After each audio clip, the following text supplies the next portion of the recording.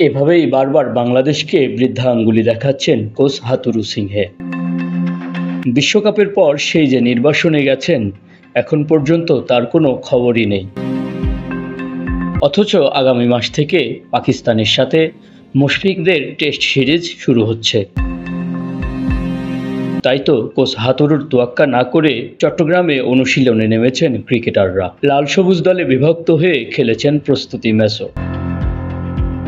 মুমিনুল পেয়েছেন সেঞ্চুরি, মুশফিক পেয়েছেন 50। এমন সময়ে দলের জন্য প্রধান কোচকে প্রয়োজন পড়লেও তাতে বিসিবির কোনো মাথা ব্যথা নেই। মাথা ব্যথা কেবল ক্রিকেট প্রেমীদের।